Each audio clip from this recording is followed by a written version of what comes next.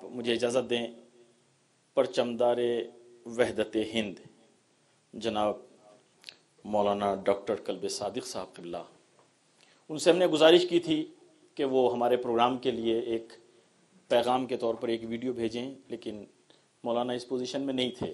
Doctor قلب سبطین نوری صاحب کے بھی ہم شکر گزار ہیں، انہوں نے زحمت کی۔ انہوں نے کہا اس وقت والد محترم اس پوزیشن میں بھی نہیں ہے کہ وہ ایک انٹرویو دے سکیں، چونکہ ان کی طبیعت بہت ناساز ہے۔ ہمیں یہاں پر کریم اہل بیت کے جوار میں ان کی خاص طور پر اور اپنے تمام بزرگان، تمام علماء کی صحت و سلامتی کے لیے دعا کرنی چاہیے۔ ایک مرتبہ صلوات پڑھیں محمد و آل محمد، اللہم صلی اللہ۔ لیکن وہاں سے انہوں نے ہمیں ایک لنک بھیجا کہ جو وحدت کے حوالے سے انہوں نے ڈاکٹر صاحب نے علی گڑھ یونیورسٹی میں ایک تقریر کی تھی، اور اس میں وہ بہت اہم پیغام انہوں نے سنایا تھا جو الحمدللہ اس وقت پورے بر صغیر میں ان کے نام سے وہ چلتا بھی ہے، کہ جو آیت اللہ العظمیٰ سیستانی دامت برکاتوں کا پیغام تھا، کہ ڈاکٹر صاحب ان کے جب یہاں جاتے ہیں اس وقت جو فرماتے ہیں، جب ڈاکٹر صاحب نے کہا کہ ہم اہل سنت کو کیا کہیں، اہل سنت ہمارے بھائی ہیں، تو مرجع عالی قدر حضرت آیت اللہ العظمیٰ سیستانی نے فرمایا کہ نہیں، تم انہیں اپنا بھائی مت کہو، بلکہ وہ ہماری جان ہیں، وہ ہماری روح ہیں۔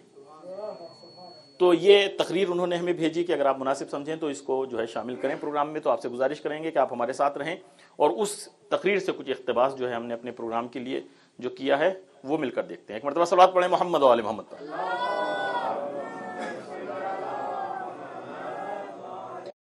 اسلام کیا ہے یہ کوئی نہیں بتا سکتا، یہ صرف قرآن بتائے گا۔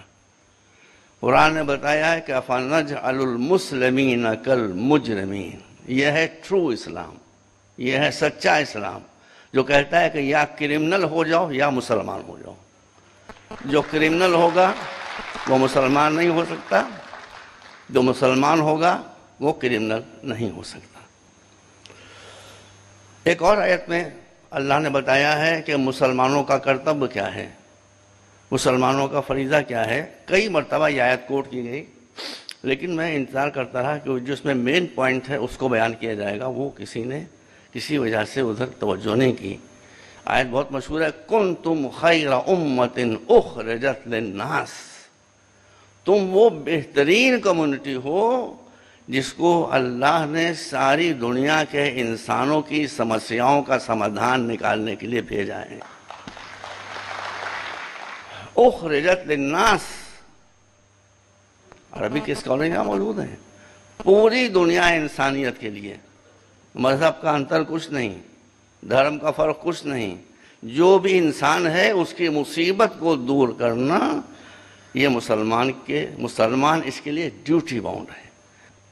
رسول جب مکے میں فاتحانہ انداز سے داخل ہوئے ہیں، وہاں کے لوگ مشرک تھے، ہندو مورتی پوجا نہیں کرتے، پتہ ہے میں نے سوامی جی کو پڑھا ہے چیزاں سے، وہ ہندو میجورٹی وہ پوجا نہیں کرتے، جو کرتے ہیں اس کا بھی عرص جو ہے وہ دوسرا ہے، اس کے بیان کرنے کا یہاں موقع نہیں ہے، لیکن وہ واقعی مورتی پوجا کرتے تھے۔ مورتی پوجا کو اسلام سہن نہیں کرتا۔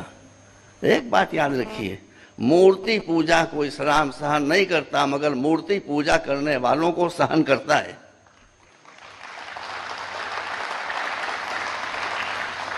آپ مکے کے فاتح ہیں، فاتحانہ انداز سے جب لوگ آتے ہیں تو بھائی ان کا لباس بھی بدل جاتا ہے میری ساری۔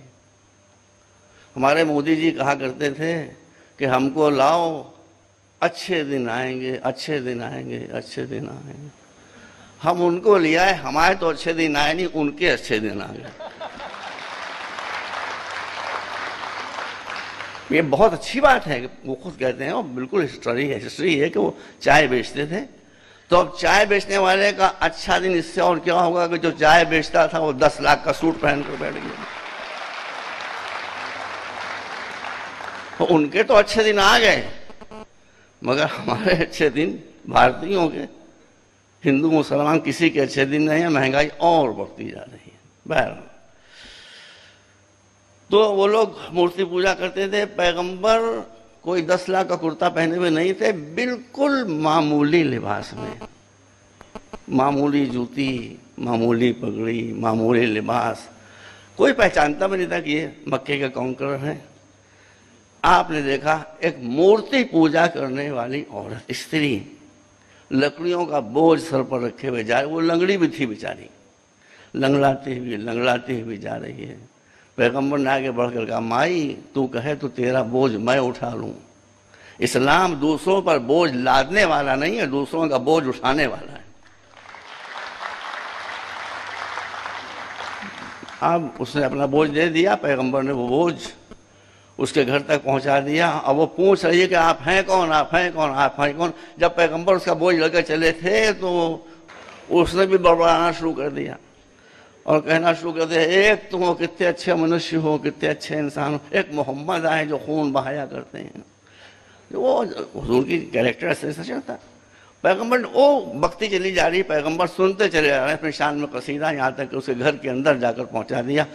تب اس نے کہا, بھائی بتاتے جاؤ تم کون ہو. پیغمبر نہیں بتا رہے تھے, وہ دروازہ روک کر کھڑی ہوگی. تب پیغمبر نے بتایا کہ میں وہی محمد ہوں جس کو تم باتیں سنا رہی تھی. پیغمبر نے کسی ریوارڈ کے لیے اس کا بوجھ نہیں اٹھایا تھا. اسلام کا حکم ہے کہ دوسروں کا بوجھ اٹھاؤ. مگر اس کیریکٹر کا اثر یہ پڑا کہ جب آپ گھر میں داخل ہو رہے تھے تو مورتی پوجا کرنے والی استری تھی. جب اسے گھر سے باہر نکلے تو لا الہ الا اللہ کی آواز آ رہی تھی. میں دین کے اعتبار سے مسلمان ہوں, فرقے کے اعتبار سے شیعہ ہوں. شیعوں کے جو رہنما ہیں وہ چاہے حضور کی شکل میں ہوں یا مولا علی کی شکل میں ہوں, انہوں نے مسلمانوں کو ملائے رکھنے کے لیے قربانی دی ہے, لڑانے کے لیے قربانی نہیں دی ہے. میرا بھی مسلک یہی ہے. میں بھی یہی چاہتا ہوں کہ سب مل کر رہیں. اسی پر میری پوری زندگی گزری ہے. اب میں گیا, جو ہمارے مرجع تقریر جن کی میں تقریر کرتا ہوں, آیت اللہ سیستانی, آپ نے نام ضرور سنا ہوگا, بہت بڑی شخصیت ہے. ان کو جب معلوم ہوا کہ میں آیا ہوں تو انہوں نے اپنا گھر, بالکل معمولی گھر, بالکل معمولی, میرا گھر بھی ان سے بہتر ہے, اپنے یہاں بلایا اور سب کو ہٹا دیا. میں سمجھ گیا کوئی خاص میسج ہے. میں نے کہا سرکار فرمائیے, بس میری تقریر ختم ہو رہی ہے. ان کا تم جا کر ہندوستان کے مسلمانوں کو اور خاص طور پر شیعوں کو میرا سندیش دے دو, میرا پیغام دے دو. شیعوں کو خاص طور پر پیغام دے دو اور عام مسلمانوں کو دے دو کہ وہ آپس میں لڑیں نہیں. ایسی باتیں نہ کریں کہ جس سے ایک دوسرے کی دل آزاری ہو. سب آ گیا اسی کے اندر. تو میں نے کہا حضور, بھائی سن لیجیے گا میرے بھائیوں, دیکھیں ہم بھی اس لیے آپ کو بھائی کہہ رہے ہیں, بھائی سے بڑھ کر کوئی لفظ نہیں ہوتا. تو میں نے کہا حضور, میں سنیوں کو کیا کہوں, میں ان کو اپنا بھائی کہوں. اور ان کا ہرگز نیور نیور نیور, سنیوں کو اپنا بھائی نہ کہو, سنیوں کو اپنا بھائی نہ کہو, سنیوں کو اپنا بھائی. تو میں نے کہا پھر کیا کہوں. کہا بھائی نہ کہو, اپنی جان کہو. بھائی نہ کہو, اپنی آتما کہو. بھائی نہ کہو, اپنی روح کہو.